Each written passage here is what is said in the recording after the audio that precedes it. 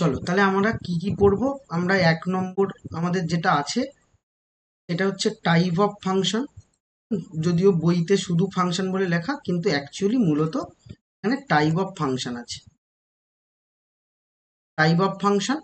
আর 2 নম্বর হচ্ছে composition. Composition হচ্ছে mapping.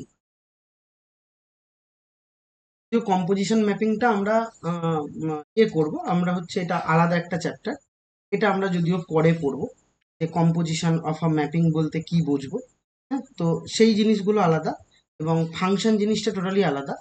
আর আরেকটা যে চ্যাপ্টার আছে সেটা আমি বলেছি যে ইনভার্স, ইনভার্স ফাংশন বা ইনভার্স ম্যাপিং। তাহলে এই হচ্ছে তোমার কাছে 3টে টপিক, মানে আমাদের যেটা আছে। তাহলে 3টে টপিক হচ্ছে আমাদের আছে টোটাল। এই 3টে টপিক আমরা এই চ্যাপ্টারের মধ্যে কভার করবো। হচ্ছে কম্পোজিশন, কম্পোজিশন ম্যাপিং। এটা যদিও খুব ইজি চ্যাপ্টার, এটা নিয়ে কোনো ডাউট নেই। আর এটা এমনি সহজেই হয়ে যাবে। তো এটা নিয়ে কোনো ডাউট নেই, যেমন রিলেশন পড়েছো তেমন কম্পোজিশন ম্যাপিংও কোনো ডাউট হবে না। যত সমস্যা কিন্তু টাইপ অফ ফাংশন এই চ্যাপ্টারটা। কারণ এই টাইপগুলো কিছুই নয়, খুব সহজ, কিন্তু টাইপগুলোর নামগুলো এমন না, মানে একদম কি বলবো, মানে গায়ে গায়ে, এবং টাইপের একটা টাইপের অনেকগুলো নাম। যে কারণে আমাদের একটু গুলিয়ে যায়, এই নামের সাথে আমরা পরিচিত হতে পারি না। আর কিচ্ছু নয়, আর বাকি চ্যাপ্টার পুরো সহজ। যেন থিওরিটা মন দিয়ে বোঝো কি কি বলছি। ঠিক আছে, তাহলে প্রথমত আমি একদম শুরু করি যে ফাংশন কি জিনিস। একদম আমি বেসিক থেকে বলছি, 11টা ভুলে গেলেও হবে, কোনো সমস্যা নেই। আমি একদম বেসিক থেকে বলছি যে ফাংশন জিনিসটা কি। প্রথমে আমি ফাংশন বলি।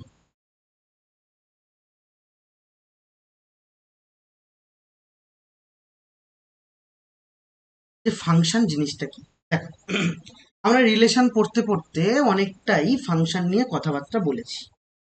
যে ফাংশন জিনিসটা কি আমরা একটুখানি বুঝি। দেখো বাবা, আমি ধরে নিলাম যে y=f(x), এটা একটা ফাংশন। আমরা জানিও যে এরকম ফাংশন হয়, যে y=f(x), এটা হচ্ছে ফাংশন। আর এটাও আমরা জানি যে ফাংশন একটা কার্ভকে রিপ্রেজেন্ট করে, এটা আমরা ক্যালকুলাসে পড়েছি। তবে আমরা কার্ভের দিকে যাব না, আমরা ফাংশন নিয়ে কথা বলবো। এই ফাংশনটা কেমন হতে পারে? এই ফাংশনটা যা খুশি হতে পারে, এক্স এর একটা রিলেশন হতে পারে। যেমন কিরকম না, y= ফাংশন যেটা আমি বলেছি, এটা হতে পারে যে f(x), এটা ইকুয়াল টু বাবা একটা কোয়াড্রেটিক ফর্মে হতে পারে, যে x² plus bx plus C, এরকম হতে পারে। তার মানে ফাংশন বিভিন্ন টাইপের হতে পারে, সেটা নিয়ে আমি কথা বলছি না। কিন্তু আমি সাপোজ ভেবে নিচ্ছি যে y=f(x)টা একটা ফাংশন। এ কি রিপ্রেজেন্ট করছে? এ রিপ্রেজেন্ট করছে, যেমন একটা এ কার্ভ রিপ্রেজেন্ট করে, সেরকমই বলছে যে এক্স এর কিছু ভ্যালুর জন্য ওয়াই এর কিছু ভ্যালু পাবো। ব্যাস, পরিষ্কার এই কথা, যে এক্স এর কিছু ভ্যালু আছে, যে ভ্যালুগুলোর জন্য ওয়াই এর কিছু কিছু ভ্যালু আমরা পাবো। পরিষ্কার। তাহলে ফাংশন মানে কি? ফাংশন যদি y=f(x) একটা ফাংশনকে রিপ্রেজেন্ট করে, তাহলে আমরা এটুকু বুঝেছি যে y=f(x) যদি ফাংশন হয়, এক্স এর কিছু ভ্যালু আমরা পুট করব, যার জন্য ওয়াই এর ভ্যালু পাবো। ব্যাস, পরিষ্কার। তার মানে এখান থেকে কিরকম, ধরো মনে করো বাবা, তুমি যে x=a পুট করলে, তাহলে x=a পুট করলে তুমি পাবে যে ওয়াই এর ভ্যালু f হবে, পাবে। পরিষ্কার। আবার সেম ভাবে তুমি বলছো স্যার আমি x=b পুট করছি, তাহলে x=b পুট করলে y=f(b) পাবো। সেম ভাবে x= তুমি যদি c পুট করো, তাহলে y=f(c) পাবে। ক্লিয়ার? তাহলে এরকম ফাংশন, তাহলে এটা যদি একটা ফাংশনকে আমাদের রিপ্রেজেন্ট করে, এবং এক একটা এক্স এর এক একটা ডিফারেন্ট ডিফারেন্ট ভ্যালুর জন্য ওয়াই এর ক্ষেত্রে ডিফারেন্ট ডিফারেন্ট ভ্যালু আসছে, এবার হতে পারে সেম ভ্যালু আসতে পারে, নো ডাউট, সেটাতেও কোনো সমস্যা নেই। তাহলে এটা কার্ভ কিভাবে হয়? ধরে নাও, এটা কার্ভ কিভাবে রিপ্রেজেন্ট, ধরো এটা এক্স এবং এটা হচ্ছে ধরে নাও ওয়াই। ঠিক আছে, তাহলে x= যখন ধরো এটা হচ্ছে x=a পয়েন্ট। ঠিক আছে, তাহলে x=a পয়েন্ট নিলে y এর ভ্যালু একটা পাচ্ছ, যেটা কিনা y=f হবে। তাহলে এখানে একটা পয়েন্ট পাচ্ছ, তাহলে এই পয়েন্টটা কি বাবা? এই আচ্ছা দাঁড়াও, আমি আরেকবার দেখাচ্ছি। তুমি একবার করো না, করো তুমি, একবার লিভ করে জয়েন করো, স্ক্রিনে দেখা যাচ্ছে মনে হয়।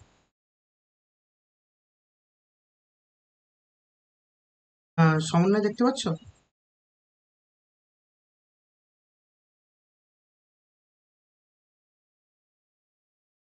রাজনা দেখতে পাচ্ছ?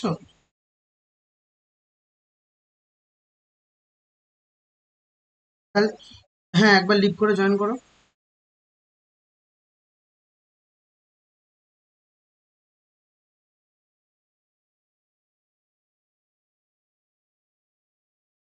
দেখো তো, দেখতে পেয়েছো? হ্যাঁ, তাই বলো, নাহলে আমি তো এখানে দেখতে পাচ্ছি, দেখা যাচ্ছে। প্রবলেম হয়েছিল টেকনিক্যালি। যাই হোক, যেটাই বলছিলাম সেটা বলি। তাহলে এক্স ইকুয়াল টু এ পয়েন্টের জন্য তুমি ওয়াই এর একটা ভ্যালু ভ্যালু পাচ্ছ, সেই ভ্যালুগুলোকে বলছি এফ অফ এ। আবার সেম ভাবে এইখানে ধরে নাও x equal to b point আছে। তাহলে বি পয়েন্টের জন্য ওয়াই এর আরেকটা পয়েন্ট আছে, যেটা কিনা বলছি এফ অফ বি। ব্যাস, এটা হচ্ছে। আবার এখানে ধরে নাও x equal to c point আছে। তাহলে সি পয়েন্টের জন্য এখানটাও তুমি যে ওয়াই এর একটা ভ্যালু পাচ্ছ, ধরো এফ অফ সি। তাহলে এই পয়েন্টটা কি, C comma F of C. এই পয়েন্টটা B comma F of B. তাহলে এগুলো যদি যোগ করে দাও বাবা, যোগ করে দাও, তাহলে এগুলো এরকম করে নিয়ে নিয়ে নিয়ে নিয়ে তুমি এইভাবে যোগ করে, ব্যাস। তাহলে যোগ করে দিলে কি পাচ্ছি, একটা কার্ভ পাচ্ছি। তাহলে এটা এইভাবে কার্ভকে রিপ্রেজেন্ট। তাহলে এটুকু বুঝলাম যে ফাংশন সবসময় রিপ্রেজেন্ট করে একটা কার্ভকে। এবং ফাংশন টু ভ্যারিয়েবল হতে পারে, ওয়ান ভ্যারিয়েবল হতে পারে, তবে আমাদের যে সিলেবাস আছে সেখানে ফাংশন সব সময় বাবা ওয়ান ভ্যারিয়েবল। দেখো, এই ফাংশনের মধ্যে কি আছে, একটাই ভ্যারিয়েবল, সেটা কি এক্স। তাহলে এই এক্সটা ভ্যারিয়েবল। তাহলে আমাদের যে টপিকটা আছে বা আমরা যে টপিকটা পড়ব, সেটা আমাদের 12 এর মধ্যে শুধুমাত্র ওয়ান ভ্যারিয়েবল ফাংশনই আছে, এর বাইরে কিছু নেই। তবে বলে রাখি, টু ভ্যারিয়েবল ফাংশনও হতে পারে। ঠিক আছে, বেশ। তাহলে ফাংশন আমরা এটুকু বুঝলাম যে ওয়াই ইকুয়াল টু একটা এফ এক্স, এবং এটা ফাংশন হিসেবে আমাদের ট্রিট যদি করি, তাহলে এটা রিপ্রেজেন্ট করবে একটা কার্ভ। এবার প্রশ্ন হলো, এখানটায় সেটের কি সম্পর্ক। আমি বলছি যে এই যে এক্স ইকুয়াল টু এ বললে, বি বললে, সি বললে, তাহলে এগুলো একটা সেট। তার মানে আমি বলতে পারবো যে এই সেটটার মধ্যে কে কে আছে, এ বি। এবার তুমি বলবে, বাবা শুধু কি স্যার এবিসি আছে? আমি বলছি না, আরো পয়েন্ট আছে, তুমি এক্স এর আরো পয়েন্ট নিতে পারো। কিন্তু আমরা তিনটে পয়েন্ট নিয়েছি, তাই এই সেটের মধ্যে তিনটে পয়েন্ট। তুমি বলবে, স্যার তাহলে এই সেটের মধ্যে কারা আছে? এই সেটের মধ্যে আছে এফ অফ এ, আর কি আছে এফ অফ বি, আর কি আছে এফ অফ সি। তাহলে এইগুলো পয়েন্টগুলো আছে। তার মানে ফাংশন বলতে বাবা আমরা এটুকু বুঝলাম, এক্স এর ডিফারেন্ট ডিফারেন্ট ভ্যালুর জন্য ওয়াই এর ডিফারেন্ট ডিফারেন্ট ভ্যালু পেতে পারি। এবার তুমি বলছো যে স্যার এক্স এর ডিফারেন্ট ভ্যালুর জন্য কি ওয়াই এর ডিফারেন্ট ভ্যালুই পাবো? আমি বলছি না, সেম ভ্যালুও তুমি পেতে পারো। সেগুলো আমি পরবর্তীতে পরপর করে বলছি। ওকে, তাহলে তাই যদি হয়, তাহলে এটুকু বুঝলাম ফাংশন রিপ্রেজেন্ট করছে একটা কার্ভকে। আর ফাংশন হতে গেলে দুটো মিনিমাম দুটো সেটকে নিয়ে একটা সেটের সাথে আরেকটা সেটের কানেকশন তৈরি করে ফাংশন জিনিসটা হয়। এবং সেটা আমরা কার্টেসিয়ান প্রোডাক্টেও দেখেছি, রিলেশন করতে গিয়ে, যে কার্টেসিয়ান প্রোডাক্টের এলিমেন্টগুলো রিলেশনে আবদ্ধ এবং তারাই কোনো কোনো সময় ফাংশন হয়ে যায়। তাহলে চলো আমি এবার দেখি যে ফাংশন কিরকম জিনিস হয়। ওকে, তাহলে আমি দুটো সেট নিচ্ছি। তাহলে গিভেন, আমি বলছি গিভেন টু সেট, আমার কাছে দুটো সেট আমি দিয়ে দিয়েছি। দুটো সেটের মধ্যে এ বাবা একটা সেট। তাহলে সেই সেটটা দেখতে কেমন, ধরো 1 2 3 4 5 6 এরকম আছে। ঠিক আছে। আচ্ছা বাবা, বি একটা সেট। বি সেটটা কেমন আছে, বি সেট ধরে নাও, বি সেট ধরে নাও এ, ধরো এ আছে বাবা, বি আছে, সি আছে, ডি আছে, ই আছে, এফ আছে। এবার আমি বলছি একটা ফাংশন যে কিনা এ থেকে বি এর দিকে যাচ্ছে, তাহলে এটা একটা ফাংশন। তাহলে ফাংশনটা ডেফিনেটলি এ টু বি হচ্ছে। তাহলে এ টু বি যদি একটা ফাংশন হয়, তাহলে এই ফাংশনটা দেখতে কেমন। ধরো আমি এটাকে ডায়াগ্রাম ড্র করছি। তাহলে ধরো এ একটা সেট, এটা এ সেট এ, আর এটা বাবা বি সেট। যেমন রিলেশনে পড়েছো বাবা, কিন্তু রিলেশনে একটু কন্ডিশন আলাদা, এখানে কন্ডিশনটা আলাদা, সেটা আমি বলছি। তাহলে এটা বি সেট। তাহলে এই দুটোর মধ্যে কে কানেকশন তৈরি করছে, কানেকশন তৈরি করছে এফ বা ফাংশন। তাহলে ফাংশন কানেকশন তৈরি করছে। তাহলে আমি বলেছি এগুলো এক্স এর ভ্যালু, আর এখানটায় সব এফ অফ এক্স এর ভ্যালু। তাহলে এই এক্স এর মধ্যে কারা কারা আছে, যেহেতু এ টু বি, তাহলে এই এর ভ্যালুগুলো সব এক্স এর ভ্যালু হবে, বি এর ভ্যালুগুলো বাবা সব এফ অফ এক্স এর ভ্যালু হবে। ক্লিয়ার? তাহলে এতটুকু তুমি পরিষ্কার বুঝে গেছো। এবার শোনো, তাহলে এই এর মধ্যে কারা কারা আছে? 1 আছে, 2 আছে, 3 আছে, 4 আছে, 5 আছে অ্যান্ড 6 আছে। ওকে, বি সেট। বি সেটের মধ্যে কারা আছে বাবা? বি সেটের মধ্যে আছে a, b, e, d, e and f. Okay, এইটুকু তুমি বুঝতে পেরেছো, এইটুকু নিয়ে কোনো সমস্যা নেই। ওকে, এবার দেখো, তাহলে ওয়ান ওয়ান যদি এতে যায়, ভালো করে শোনো, ওয়ান যদি এতে যায় তাহলে ওয়ান এর সাথে একটা কানেকশন করেছে। তার মানে এই কথার অর্থ কি? ওয়ান এতে যাচ্ছে মানে এফ অফ ওয়ান এটা ইকুয়াল টু তুমি পাবে এ। ক্লিয়ার? আবার ধরো টু যদি বিতে যায়, তাহলে টু বিতে গেলে F of two that equal to তুমি বি পাবে। ক্লিয়ার? আবার ধরো থ্রি যাচ্ছে সিতে, তার মানে F of three that equal to তুমি সি পাবে। ক্লিয়ার? আবার ধরে নাও কোনো সময় ফোর যাচ্ছে বিতে, যেতেই পারে, তাহলে ফোর বিতে যাওয়া মানে এফ অফ ফোর তুমি অবশ্যই বি পাবে। ক্লিয়ার? চলো বাবা, এবার এবার ফাইভ ফাইভ যাচ্ছে ডিতে, তাহলে ফাইভ ডিতে যাওয়া মানে F of d that sorry f of হচ্ছে five that equal to definitely d পাবো। বেশ, এবার চলো আমি বলছি যে সিক্স যাচ্ছে সিতে, তাহলে সিক্স সিতে যাওয়া মানে F of six equal to C পাবে। ব্যাস, তাহলে এখন তাহলে এটা এক্স এর ভ্যালু বলেছি, এটা বলেছি এফ অফ এক্স এর ভ্যালু, তাহলে এই দুটোর মধ্যে কানেকশন তৈরি করছে। তাহলে এ সেটে যারা কানেকশন তৈরি করলো তাদেরকে আমরা রিলেশনেও বলেছি ডোমেইন, ফাংশনেও ব্যতিক্রম হবে না, ফাংশনে বলবো এটা ডোমেইন। তাহলে এটা হচ্ছে domain of F. Okay, F of x এর মধ্যে যারা আছে তারা কে? তারা হচ্ছে কোডোমেইন। তারা কি? তারা হচ্ছে কোডোমেইন। ওকে, কোডোমেইন।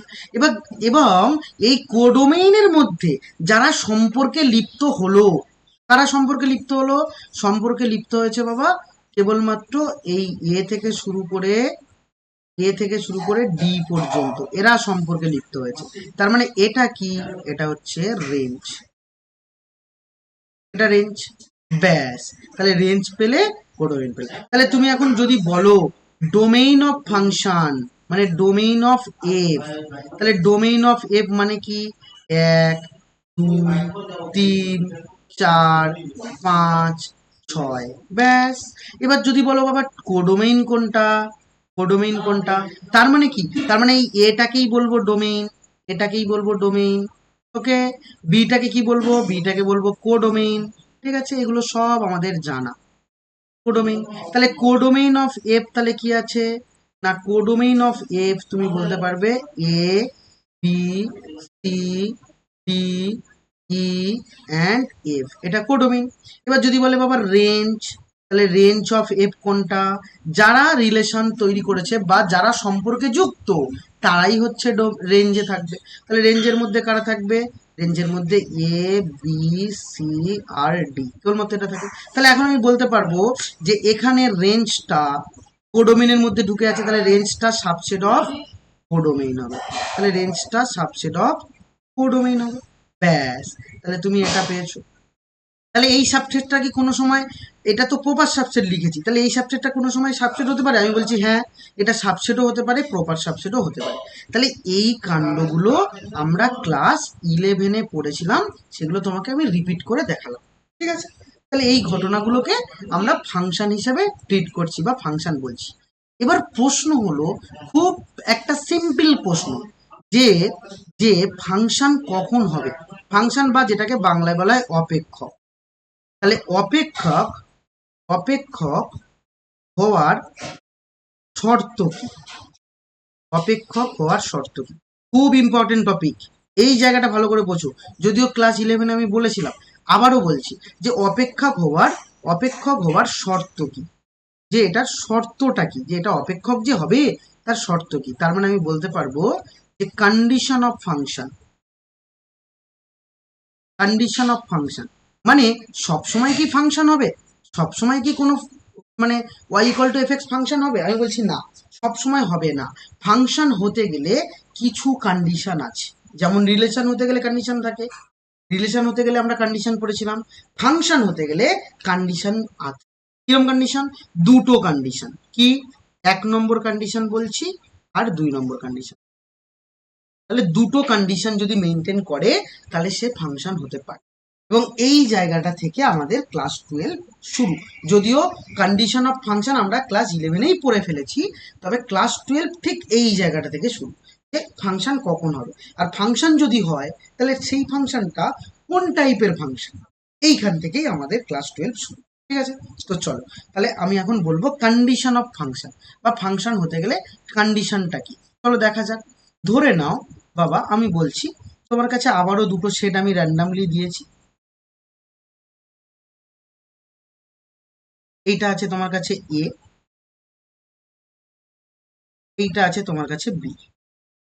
তাহলে দুটো সেট বা দুটো পরিবার, তাহলে এই দুটো পরিবারের মধ্যে সম্পর্ক তৈরি হবে। কে সম্পর্ক তৈরিতে সাহায্য করবে? সে হচ্ছে ফাংশন বা এফ অফ এক্স। ক্লিয়ার? তাহলে এখানে আমার কাছে Y equal to F of X function.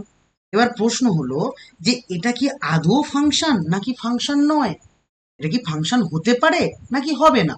তাহলে এই প্রশ্নের উত্তর আমরা খুঁজবো। ক্লিয়ার? চলো, এই সেটের মধ্যে কিছু এলিমেন্ট আছে, আমি ভেবে নিলাম এর মধ্যে আছে A1, A2, A3 and A4। B সেটের মধ্যে কিছু এলিমেন্ট আছে, ধরে নাও এটা B1, B2, B3, B4 and B5। ব্যাস, তাহলে দুটো পরিবার আমার রেডি। দুটো পরিবার রেডি। এই পরিবারে কজন ব্যক্তি আছে? এই পরিবারে 4 জন মেম্বার আছে। এই বি পরিবারে কজন মেম্বার আছে? 5 জন। তাহলে এই বি এ পরিবারের সাথে বি পরিবার কি কোনো সম্পর্ক তৈরি করছে? আমি বলছি হ্যাঁ, তৈরি করছে।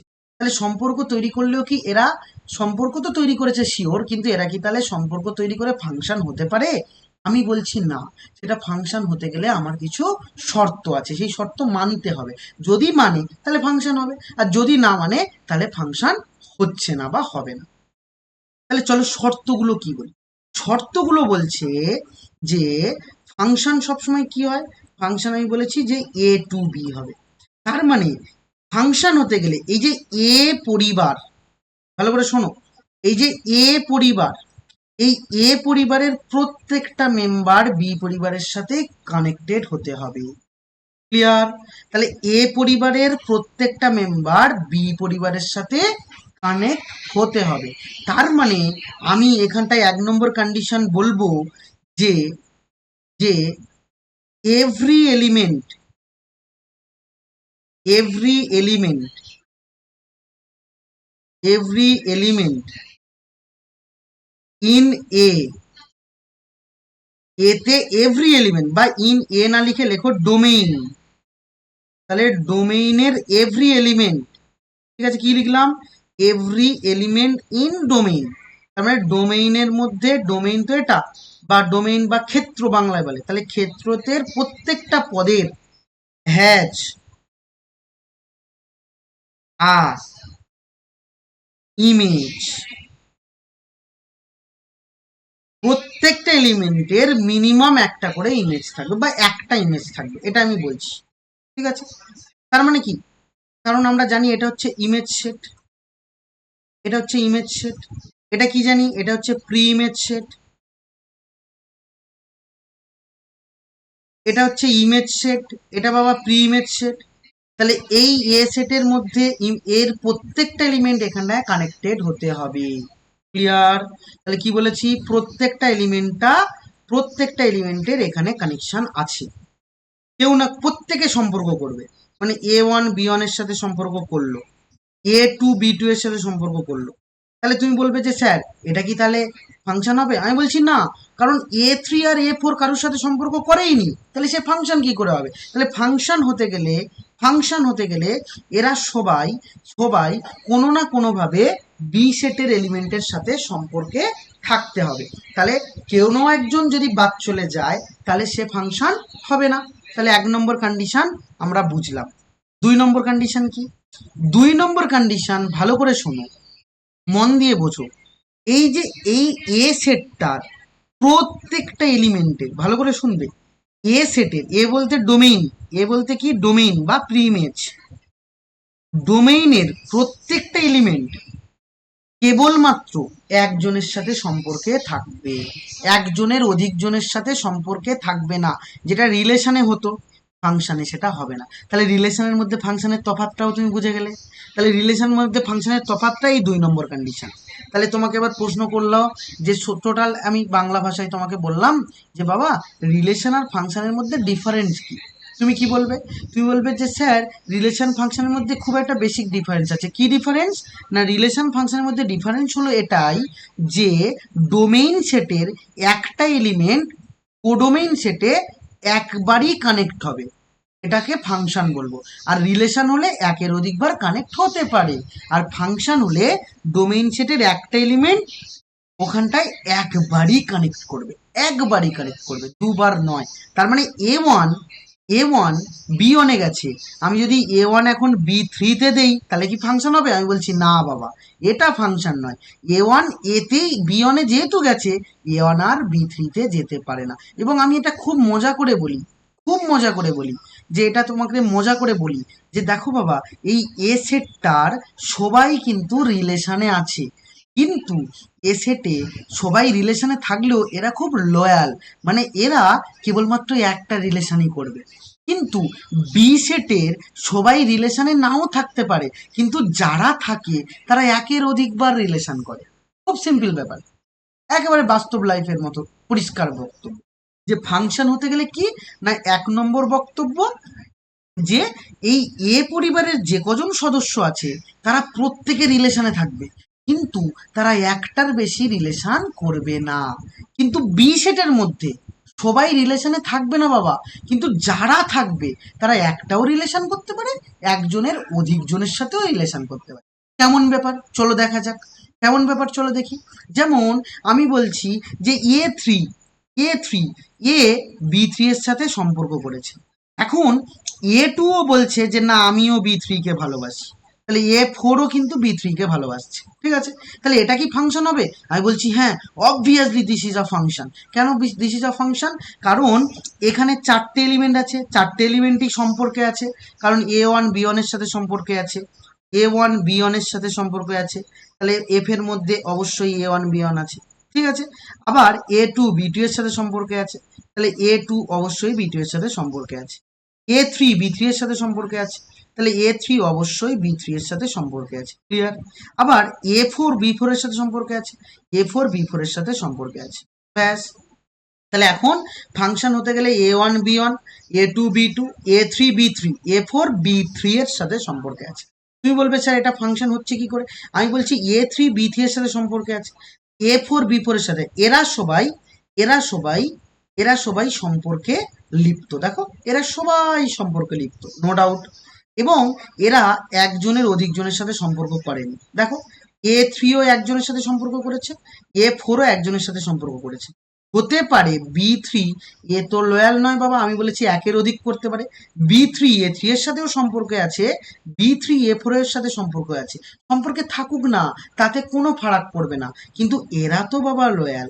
ক্লিয়ার? আরো একটা সুন্দরভাবে আমি বলি, ধরে নাও এই এ এই এ একদল সৈনিক, বি একদল সৈনিক। কন্ডিশন হতে হবে, খুব ভালো করে বোঝো আমার গল্পগুলো বুঝলে দেখবে তোমাদের কোনো বুঝতে অসুবিধা হবে না, পুরো জিনিস তোমার ক্লিয়ার হয়ে যাবে। আমি গল্পটা বলছি, দেখো আমি বলছি এ একদল সৈনিক, বি একদল সৈনিক। এবার ফাংশন কখন হবে? আমি বলছি এ সৈনিকের যে দলটা আছে তাদের হাতে একটাই বন্দুক আছে, একটাই বুলেট আছে, তার মানে তারা একজনকেই মারতে পারবে।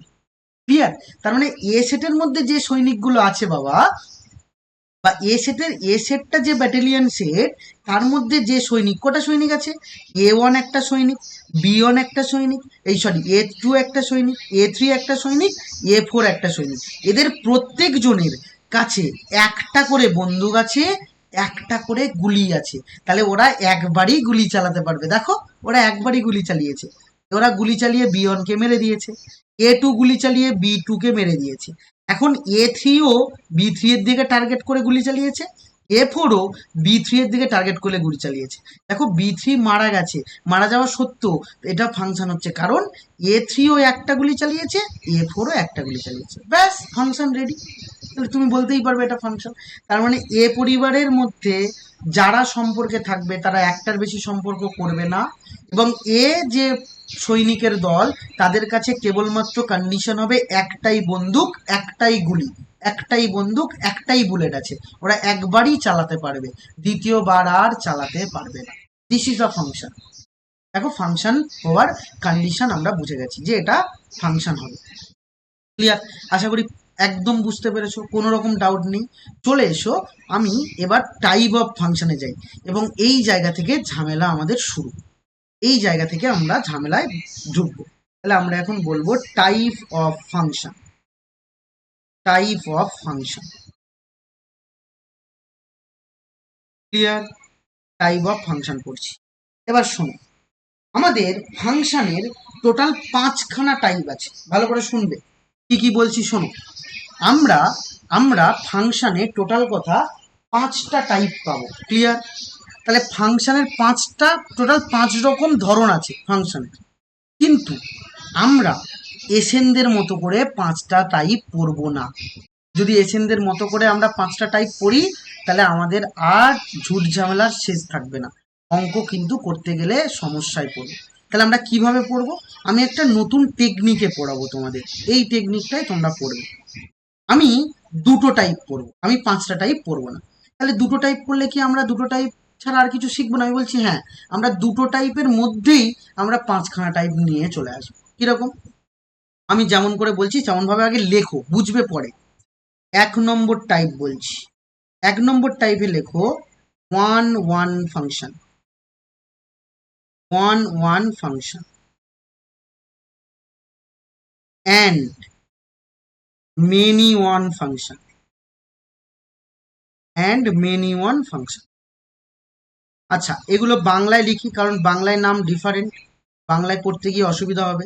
অন ফাংশন মানে এদেরকে বাংলায় বলা হয় এক এক অপেক্ষক, এক এক অপেক্ষক, ঠিক আছে? এবং এটাকে বলে বহু এক অপেক্ষক, বহু এক অপেক্ষক, ব্যাস। আচ্ছা, ফাংশনের আরেকটা নাম কিন্তু বাবা ম্যাপিং, অন ফাংশন বা অন ফাংশন বা অন ম্যাপিংও বলে, বেশ। 2 নম্বর টাইপ লিখবো, 2 নম্বর টাইপ লেখো two function, function, two function বা এটাকে বাংলায় বলা হয় উপরিচিত্রণ। বাংলাটা ভালো করে বুঝবে কারণ অঙ্ক করতে গেলে বাংলা নিয়ে তোমায় ঝামেলায় পড়তে হবে। একে বলা হয় উপরিচিত্রণ, এর নাম হলো উপরিচিত্রণ। অ্যান্ড আরেকটাকে বলা হয় ইনটু ফাংশন, বা এটাকে বলা হয় অন্তচিত্রণ, অন্তচিত্রণ। এখানে বিসর্গ হবে কিনা জানি না, ভুল লিখলে ঠিক করে নিও, আমাকে ক্ষমা করে দিও বাংলায় স্পেলিংটা যদি ভুল হয়। আশা করি ঠিক লিখেছি, তবু একবার দেখে নিও। হ্যাঁ, এখানে আমার ডাউট হচ্ছে বিসর্গটা হবে কিনা, যাই হোক তবু একবার দেখে নিও। তাহলে এটাকে লিখলাম অন্তচিত্রণ, ঠিক আছে? তাহলে দেখো বাবা, আমি দুটো লিখেছি, আমি লিখেছি একটা টাইপ দুটো টাইপ না, আমি কিন্তু 4টেই লিখেছি। অন একটা টাইপ, মেনি অন একটা টাইপ, তার মানে দুটো হলো। এটা একটা, এটা বি টাইপ, তাহলে দুটো হলো। এখানে এটা সি টাইপ এবং এখানে ডি টাইপ, ঠিক আছে? 4টে কিন্তু লিখে ফেলেছি, কিন্তু আমরা শিখবো এইভাবে, পড়বো এইভাবে, তাহলে জীবনে ভুলবে না। আমি বারবার বলছি, তোমার মাথায় ছবির মতো গেঁথে নাও। এই দুটো লিখেছি এবং এর ডান দিকে তোমাদেরও খাতার ঠিক ডান দিকে একটা লেখো নোট বলে, ঠিক আছে? আমি যেভাবে বলছি বাবা সেইটা ছবির মতো মনে রাখবে। আমি কথা দিচ্ছি কোনোটাই গুলাবে না এবং তুমি খুব ভালো করে শিখতে পারবে। আমি যেটা লিখছি এটা পুরো ছবির মতো মনে রাখবে, ঠিক আছে? তাহলে এখানে লিখেছি অন ফাংশন, এখানে লিখেছি মেনি অন ফাংশন, এখানে লিখেছি টু ফাংশন, এখানে ইনটু, তার মানে এর মধ্যে 4টে টাইপ করে নিয়েছি। এবার ভালো করে বোঝো, এখানে 1 নম্বরের মধ্যে লেখো ইনজেক্টিভ। আচ্ছা, ইনজেক্টিভের বাংলাকেও ইনজেক্টিভই বলে, ইনজেক্টিভের বাংলা নামও ইনজেক্টিভ, ঠিক আছে? এবার ইনজেক্টিভ মানেই কিন্তু ওয়ান তার মানে ওয়ান অন ফাংশনের আর এক নাম হচ্ছে ইনজেক্টিভ। ওকে, গুলিয়ে ফেলবে না, গুলিয়ে ফেলবে না, আমি যেমন ভাবে বলছি তেমন ভাবে লেখো এবং এইভাবে মনে রাখবে, ছবির মতো মনে থাকবে তোমার। অন লিখেছি ইনজেক্টিভ, ইনজেক্টিভের বাংলাও ইনজেক্টিভ, আর ইনজেক্টিভ মানেই কিন্তু সেটা অন অন ফাংশন। 2 নম্বর লেখো সাবজেক্টিভ,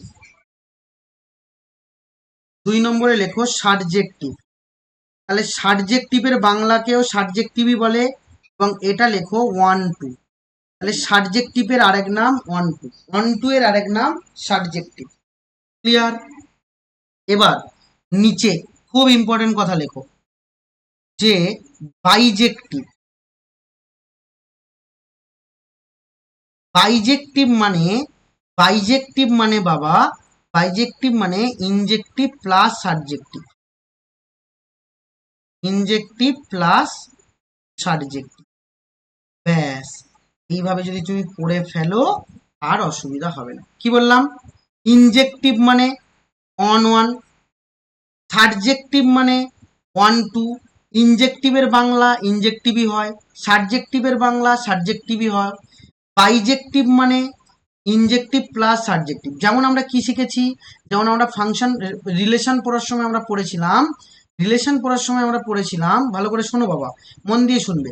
রিলেশন পড়ার সময় আমরা কি শিখেছিলাম, যে সসম বা রিফ্লেক্সিভ, সিমেট্রিক আর ট্রানজেটিভ যদি হয় তাহলে সেটা ইকুইভ্যালেন্স রিলেশন।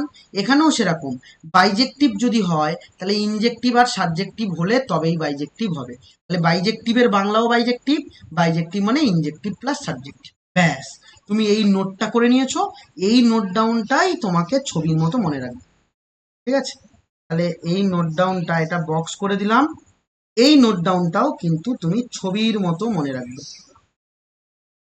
বেশ, তাহলে এটাকে ছবির মতো মনে রাখছো, এইটা নোট ডাউন করে দিলাম। এবার আসি one on many one one to into কিভাবে শিখবো। আগে প্রথমে ডায়াগ্রাম করাবো, তারপর থিওরিতে যাবো। ক্লিয়ার? আগে ডায়াগ্রাম বুঝি, আগে আমরা ডায়াগ্রাম এঁকে এঁকে বুঝি, তারপর থিওরিতে যাবো। থিওরি পরে, আগে ডায়াগ্রাম বলি। ক্লিয়ার? শোনো, মন দিয়ে শোনো বাবা, মন দিয়ে শুনবে। 1 নম্বর, দুটো ছবি আঁকবো, তার মধ্যে পুরো টপিক ক্লিয়ার করাবো।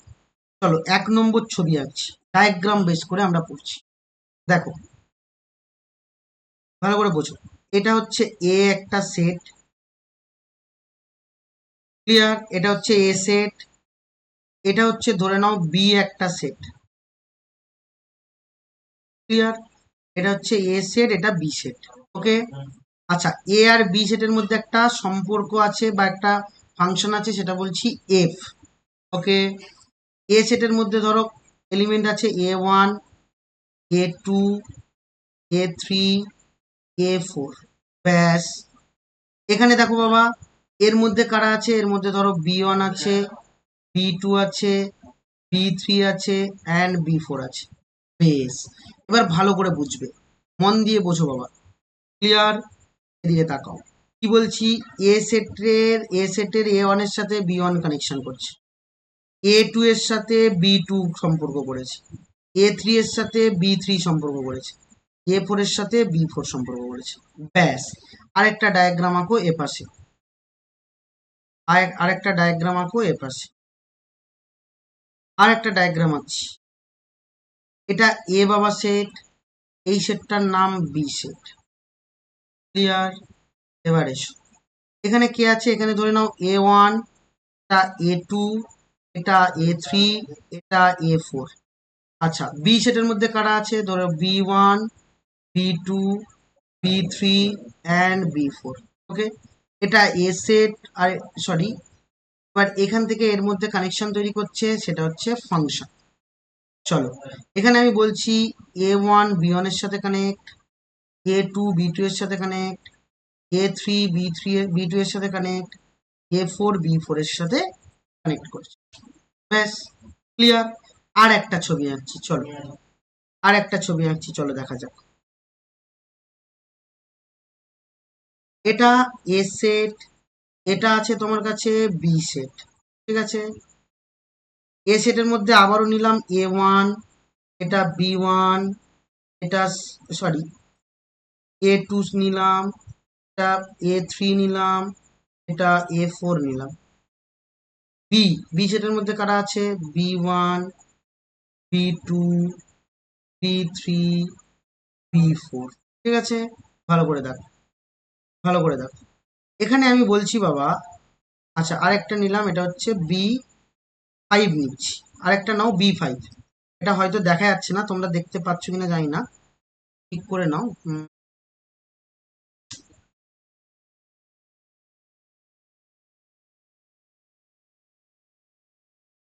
আরেকটা নিলাম ধরো B5, B5টা এখানে নিচ্ছি, এটা B5 নিলাম, ব্যাস। এবার দেখো,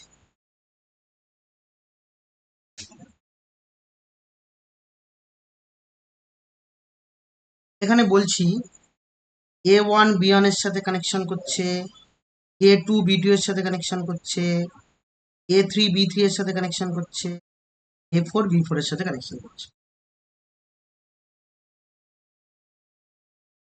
বেশ,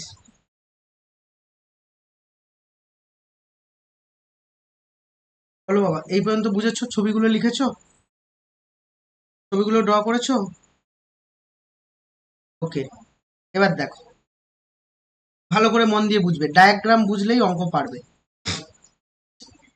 এখানটায় এই এ একদল সৈনিক এবং বি একদল সৈনিক বলেছে। কন্ডিশন কি? এর হাতে একটাই বন্দুক থাকবে, একটাই বুলেট থাকবে। এবার দেখো, এখানে A1 B1 কে বুলেট দিয়ে, বন্দুক দিয়ে গুলি মেরেছে, B1 মারা গেছে। A2 ও B2 এর দিকে গুলি ছুড়েছে, A3 B3 এর দিকে গুলি ছুড়েছে। এখন এই ফাংশনটাকে আমরা বলবো যে বাবা এটা ওয়ান ওয়ান ফাংশন। এটাকে বলবো আমরা ওয়ান ওয়ান ফাংশন। কেন? কারণ একজন একজনের দিকেই গুলি ছুড়েছে, একজন একজনের দিকেই গুলি ছুড়েছে। এবার এসো, এবার এইখানে দেখো A1 B1 কে মেরেছে, গুলি ছুড়েছে, কারণ একটাই বন্দুক, একটাই বুলেট। তাহলে A1 B1 এর দিকে বুলেট ছুড়েছে, A2 B2 এর দিকে বুলেট ছুড়েছে, আবার A3 B2 এর দিকে বুলেট ছুড়েছে। তার মানে এখন দুজন মিলে একজনকে মারার চেষ্টা করেছে। ঠিক আছে, তাহলে দুজন সৈনিক যখন একজনকে মারার চেষ্টা করে, তখনই হলো মেনি ওয়ান ফাংশন। বলো, ওয়ান ওয়ান আর মেনি ওয়ান ফাংশনের মধ্যে কোনো ডাউট আছে তোমাদের?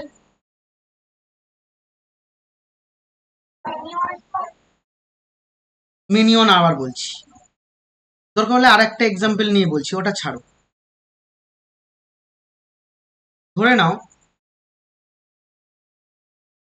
আর একটা এক্সাম্পল নিচ্ছি, এটা এ, এটা বি, এই সেটের মধ্যে কানেকশন তৈরি করেছে এফ। এখানে A1 আছে, A2 আছে, A3 আছে, A4 আছে। এখানে B1, এখানে B2, এখানে B3, এখানে B4, এখানে B5। ঠিক আছে, A1 B1 এর দিকে গেছে, A2 B2 এর দিকে গেছে, A3 B3 এর দিকে গেছে, A4 B4 এর দিকে গেছে। এই ফাংশনটাকে কি বলবো? এই ফাংশনটাকে আমরা বলছি, আচ্ছা আরেকটা ধরে নাও যে এখানটায় এখানে A5 আছে, A5 ধরো এখানে গেছে।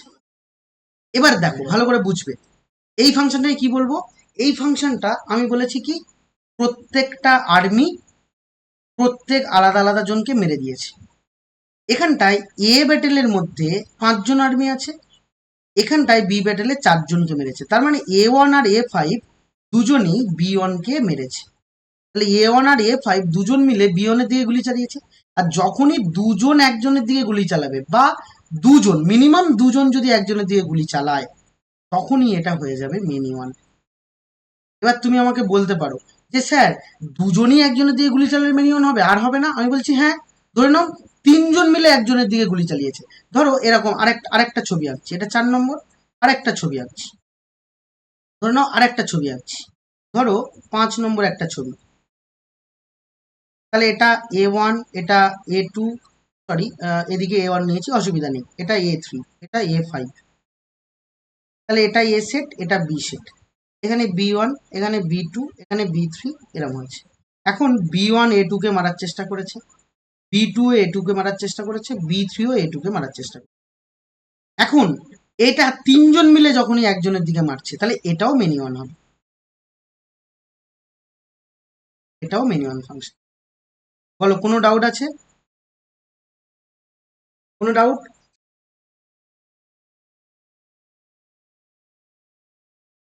মানে আমি আবারও বলছি শোনো, এ আর বি দুটো সেট, বা এ আর বি দুজন দুজন হচ্ছে দুটো ফ্যামিলি, A1 B1 এর সাথে রিলেশন করে আছে, A2 B2 এর সাথে রিলেশন করে আছে, A3 B3 এর সাথে রিলেশন করে আছে। দেখো এখানে একজন একজনের সাথে, এটা 1 1। আর যখনই মিনিমাম দুজন একজনের সাথে করবে, মিনিমাম দুজন বলেছি কিন্তু, মিনিমাম 2 লিখে রাখো ব্যাকেটে দরকার হলে, মিনিমাম 2, ম্যাক্সিমাম অনেকগুলো হতে পারে, মিনিমাম 2, যখন মিনিমাম দুজন একজনের সাথে রিলেশন করবে তখনই মেনি ওয়ান হবে। এবার দুজন তিনজন হতে পারে, দুজনের জায়গায় তিনজন হতে পারে, 5 জন হতে পারে, 100 জনও হতে পারে, 100 জন মিলে একজনকে মারার চেষ্টা করছে, তাও মেনি ওয়ান হবে। ক্লিয়ার? বলো, সামনে বুঝতে পেরেছো? ব্যাস, তাহলে মেনি ওয়ান নিয়ে কোনো ডাউট নেই, ওয়ান ওয়ান নিয়ে কোনো ডাউট নেই। এবার শোনো, এইখানে যে আমি বক্সটা করে লিখেছি, এবার এখানে বোঝাই। তার মানে এটুকু বুঝেছি বাবা, ওয়ান অন যদি হয় তাহলে মেনি অন হবে না, আবার মেনি অন যদি হয় অন হবে না। ওই জন্য আমি এক লাইনে লিখেছি, কারণ এই জায়গাগুলোই ছেলে মেয়েদের গুলায়। ঠিক আছে, খুব গুলিয়ে যায় বাবা, বারবার বলছি। তাই আমার মতো করে পড়বে, আমার মতো করে মনে রাখবে, SNDF ফলো করার দরকার নেই। কি বলেছি? ওয়ান অন যদি হয় তাহলে মেনি অন হবে না, মিনিয়ন যদি হয় তাহলে ওয়ান অন হবে না, পরিষ্কার। কারণ মিনিয়ন হতে গেলে মিনিমাম দুজন একজনের দিকে গুলি ছুড়বে। আর এখানটায় সবাই আলাদা আলাদা জনকে মারার টার্গেট করেছে, সবাই আলাদা আলাদা জনকে মারার টার্গেট করেছে। ক্লিয়ার? বেশ, গেল। তাহলে এটা ওয়ান অন, এটা হচ্ছে মিনিয়ন। এবার আসি ওয়ান অন ইনটুর ব্যাপার, ভালো করে বুঝবে। একটা লাইন, এমন লাইন একটা বলবো, যে লাইন একদম মন্ত্রের মতো মাথায় ঢুকে যাবে। শোনো, কি বললাম? এ পরিবার আর বি পরিবার আছে, ভালো করে বুঝবে, মন দিয়ে বোঝো। এখন এই যে 1 নম্বর ছবিটা ভালো করে দেখো, গুলি এ A1 এর মধ্যে যে আর্মিগুলো আছে, সেটা B1 এর মধ্যে যে আর্মিগুলো আছে তাদের দিকে গুলি ছুড়েছে। বা বিটাকে তুমি ভাবতে পারো এটা হচ্ছে তোমার টেরোরিস্ট, তাহলে এই টেরোরিস্টকে আর্মিগুলো মারার চেষ্টা করেছে। তাহলে মারার পরে দেখো, যে মেরে দেওয়ার পরে কোনো আর্মি কি এক্সট্রা পড়ে আছে যে বেঁচে আছে? আমি বলছি না, এখানে B1ও মারা গেছে, B2 মারা গেছে, B3 মারা গেছে, B4 মারা গেছে, তাহলে কেউ বেঁচে নেই। তার মানে B1 এর মধ্যে কেউ বাবা বেঁচে নেই। তাহলে কেউ বেঁচে নেই মানে এটা হবে ওয়ান টু ফাংশন, এটা হবে ওয়ান টু ফাংশন। ক্লিয়ার? তার মানে যে ওয়ান অন সে কিন্তু ওয়ান টু হতে পারে, বোঝাতে পেরেছি? যে one on say many on হবে না, কিন্তু ওয়ান টু হতে পারে। ক্লিয়ার?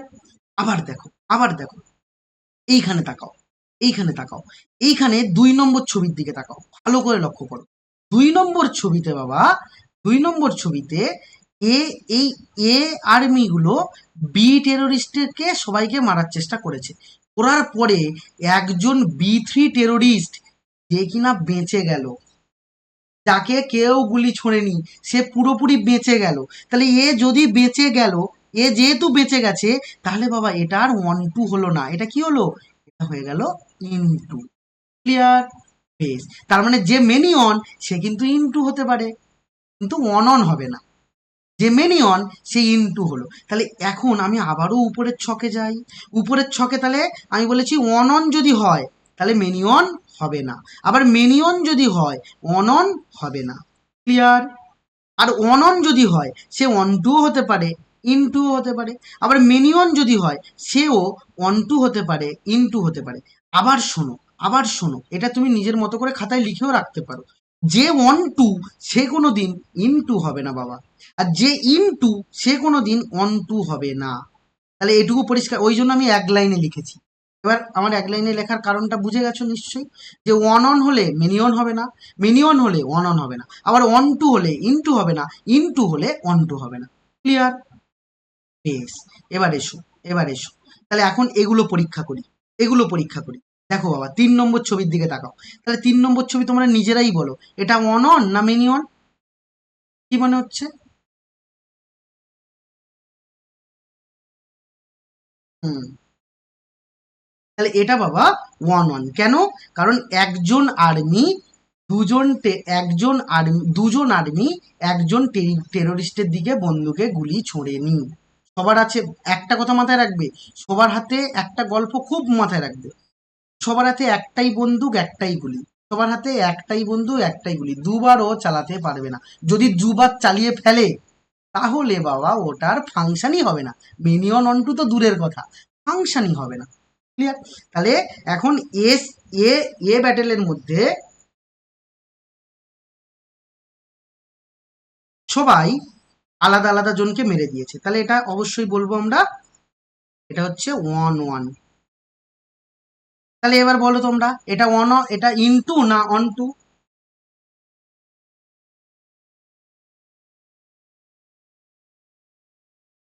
এটা অন টু। সমন্বয় কি বলছো, এটা ইনটু না অন টু? এটা ইনটু, ইনটু হবে। এটা বাবা ওয়ান টু নয়, এটা ইনটু। কেন ইনটু? B5 বাবা পড়ে আছে, ব্যাস, একজনকে মারতে পারেনি, কারণ একজন এখনো বেঁচে আছে। বেশ, তাহলে এটা ইনটু। তাহলে যেটাই অন অন সেটা ইনটু হলো। বেশ, এই ছবির দিকে আসি। এটা বাবা মেনি ওয়ান, বলেই দিয়েছি মেনি ওয়ান, কারণ দুজন মিলে একজনকে মেরেছে। B5 পড়ে আছে, B5 এর দিকে কেউ গুলি চালায়নি, তাহলে এটা হয়ে যাবে ইনটু ফাংশন। বেশ,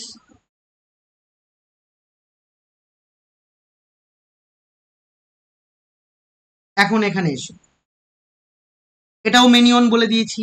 এখানে কজন পড়ে আছে? কারো A1 এর দিকে কেউ গুলি চালায়নি, A3 এর দিকেও কেউ গুলি চালায়নি, A5 এর দিকেও কেউ গুলি চালায়নি, তাহলে এটা অবশ্যই ইনটু হবে, এটা অবশ্যই ইনটু ফাংশন হবে। বলো, আমাদের কোথায় ডাউট আছে?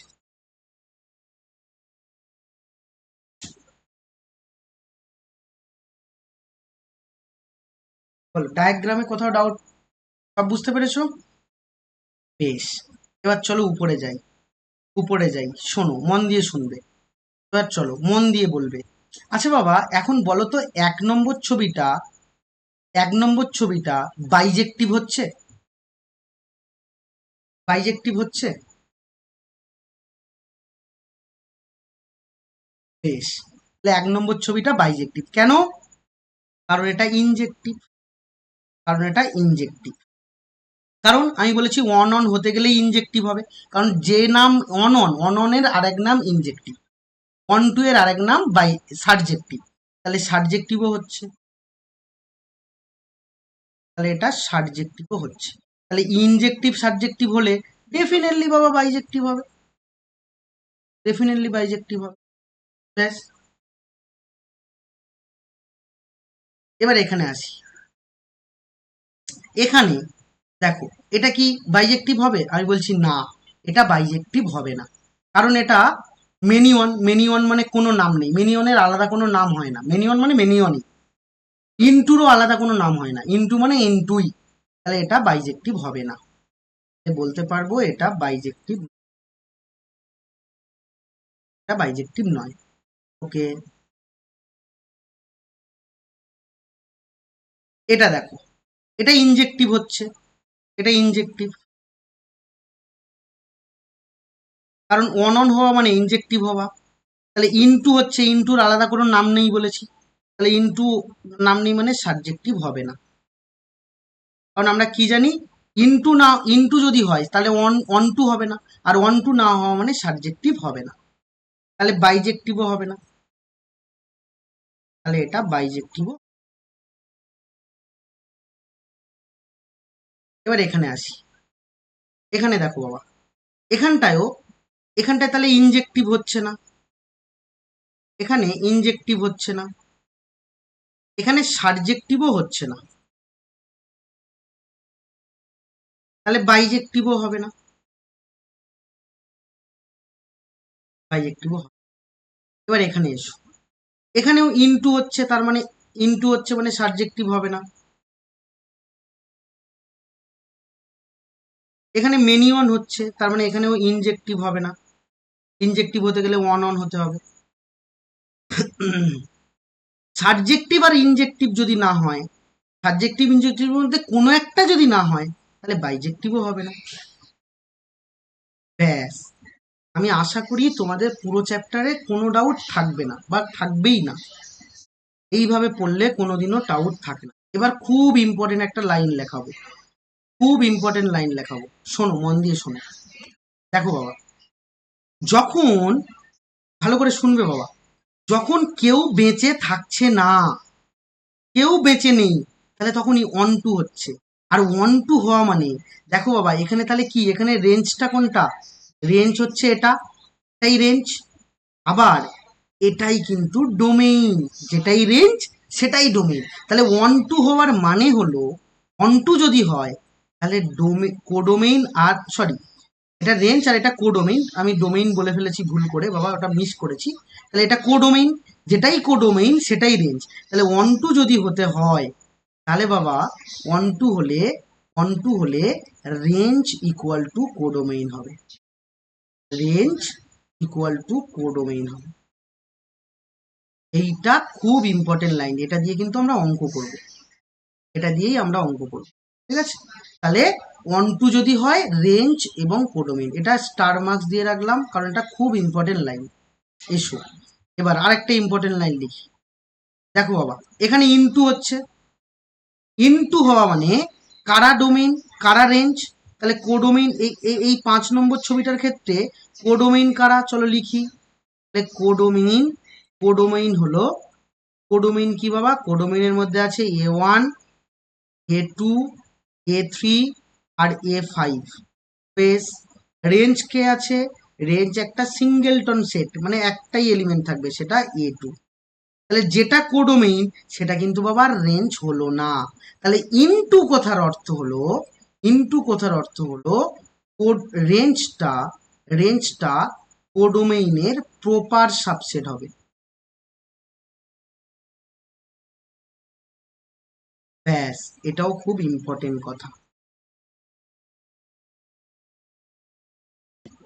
বেশ, দেখো, আমি পুরো টপিকটা, এই চ্যাপ্টারটার এর বাইরে আর কিচ্ছু নেই, আর কিচ্ছু নেই, পুরো টপিক আশা করি মাথায় পুরোপুরি আমার সেট হয়ে গেছে। এবার আসবো আমরা অঙ্ক কিভাবে করব।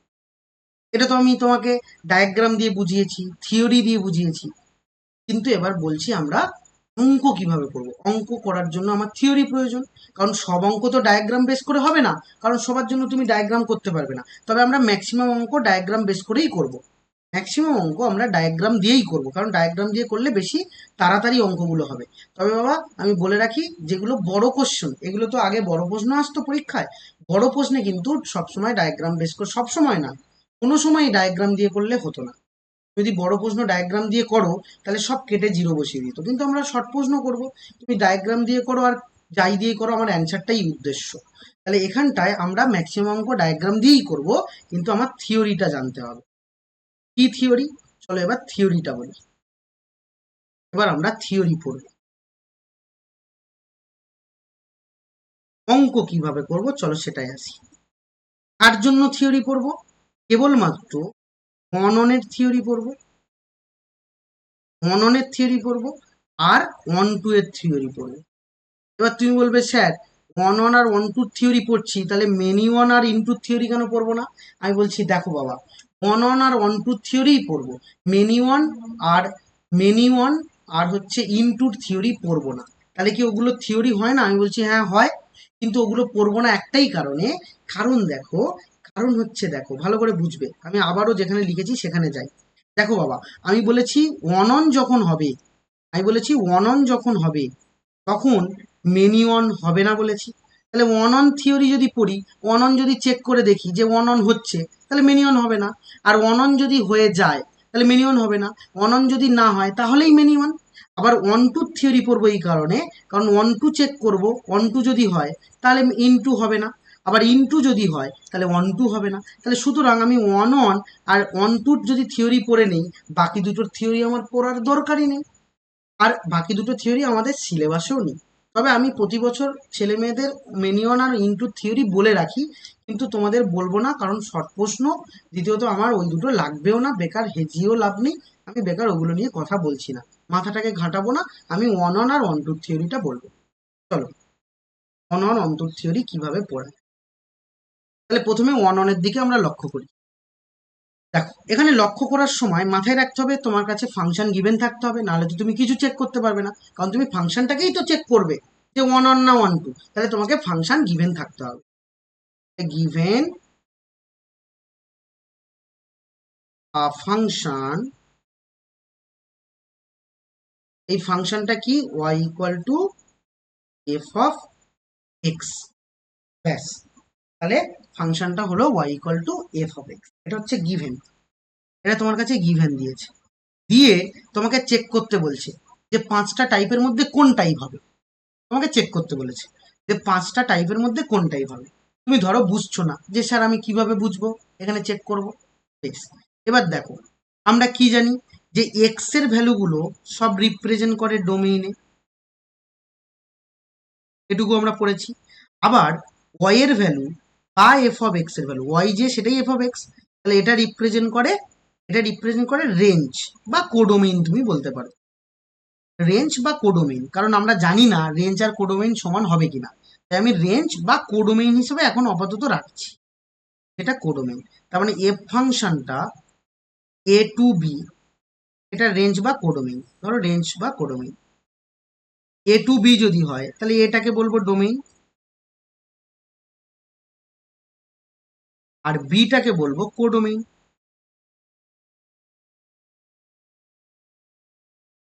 ক্লিয়ার?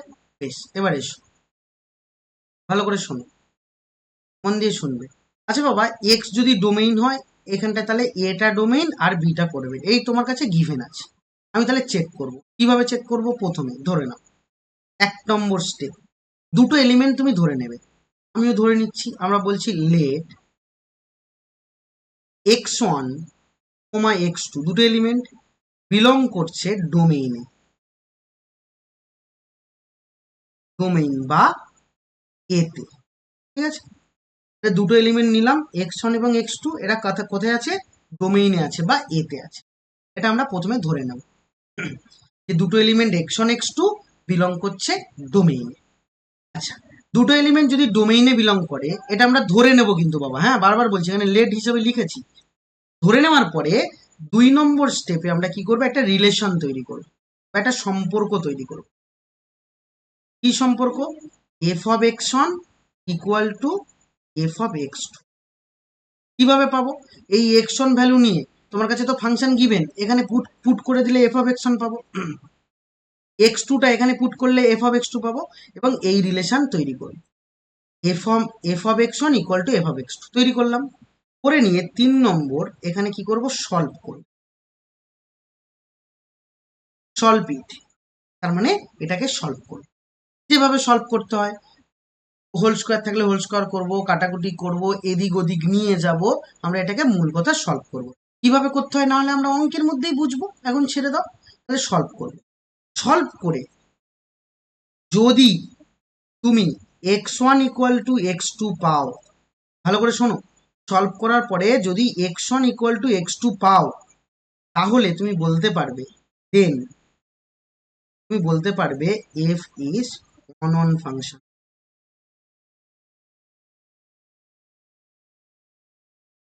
আর যদি যদি এটা সলভ করে x one equal to x two না পাও, অথবা x one equal to x two ছাড়া অন্য কিছু পাও, মানে এটাও পেলে তাছাড়া অন্য কিছু পেলে হবে না, শুধুমাত্র X one equal to x two পেতে হবে। তাহলে হয় X one equal to x two পেলে, বা এটা ছাড়া অন্য কিছু পেলে, বা এটা পেলেও না। ভালো করে শোনো বাবা, মন দিয়ে বলছি, আবার আরেকবার বলছি, তাহলে সলভ করার পরে তুমি x one equal to x two পেলে, তাহলেই ওয়ান অন হয়ে যাবে। যদি x one equal to x two না পাও, তাহলে ওয়ান অন হবে না। আবার X one equal to x two ছাড়া অন্য কিছু যদি পাও, তাহলেও ওয়ান অন হবে না। আদারওয়াইজ আদারওয়াইজ তুমি বলতে পারবে যে ইজ মেনি ওয়ান, কারণ আমরা জানি ওয়ান ওয়ান না হলেই সেটা মেনি ওয়ান ফাংশন হবে, মেনি ওয়ান ফাংশন। এটাই হচ্ছে নিয়ম। তাহলে কি করব, আবারও বলছি বাবা, প্রথমে আমরা ডোমেইনের মধ্যে থেকে দুটো এলিমেন্ট তুলে নেব। বেশ, তুলে নেওয়ার পরে F F of X one equal to F of X two একটা রিলেশন বানাবো।